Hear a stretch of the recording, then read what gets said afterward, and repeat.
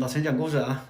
我总喜欢一下，因为这个就相当于说，很多那个主播上台说，哎，好了，好了，好啥呀？好了也是开口，我这个就是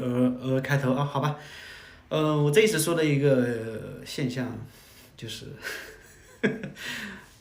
有点怀念，就是很简单，就是说看到那些同事们在朋友圈表演啊，有点意思。我说一下，就是员工级别或者是老板级别去表演的两个案例吧，我觉得特别搞笑。一个就是说我自己，不能这么说，这个我见过的啊，见过的就是说，见到有一些微信群，因为一些微信群里面就是一到了差不多11、12点，就是开始出现晒美食啊，在群里面就聊工作，然后开始就发红包去聊天，嗯、工作日啊，或者是说正常的工作时间就不说话，我都不知道这些人是到了晚间是故意的拉关系还是怎么样。我反正觉得有一些同事，呃，这个群的管理、群的回复特别厉害。我还见到有一些同学吧，就是聊天很有艺术。比如说莫名其妙发一段东西出来之后，然后哎他说话就是说，比如说我今天我们完成了种了一颗菜，我举例子，我今天种了一个菜，然后他感谢的时候会说。感谢谁谁谁给我提供了一个土壤，感谢谁谁谁给我提供了种子，感谢谁谁谁让我们一起，然后特别是感谢老板给我们呵护，然后呢让我们一起发芽，然后长成一颗菜。然后这个时候你会发现，哎，你被点到名了，不点名的同学，然后你点到了，你赶紧去点个赞吧。哎呀，其实我们是你有的，这是第一个故事。第二个故事是，我听说啊，这个真的听说，我没见过，但是，我后来反思了一下，好像真的是这样的。我见到有一些部门啊，一些同事啊，一些前同事，应该前同事，到了晚上2点钟，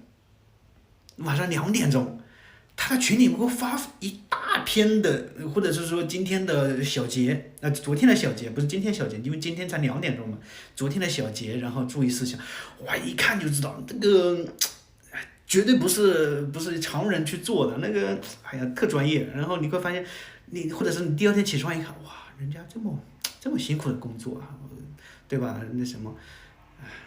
其实我后来知道了，就是第一，那玩意儿不是他写的，他外包或者实习生，或者是说他的外包的供应商去写的，第二，他为什么2点就回复？因为他们有一个不成文的行规，就是你先睡，调个闹钟。2点钟准时醒，醒了再在群里去发，牛，这是我见过会表演的最高级别。但是我告诉你，最高级别的还有一个，怎么去影响老板的朋友圈，你们不知道这个很有用的，因为老板不能天天看邮件，不能那什么，这个招数以后告诉你们，这个在传播里面有个叫什么来着，就是通过你。比如说我去夸你，但是我不会直接夸你我会通过夸他，就告诉他，让他告诉你我在夸你，这么去转播。比如说举例子比如说我要说小王其实工作挺好的，挺帅的，但是呢，我又不会让你知道，是我在夸你，我会告诉你的老板，或者觉得在见老板的时候稍微提一下，老板说。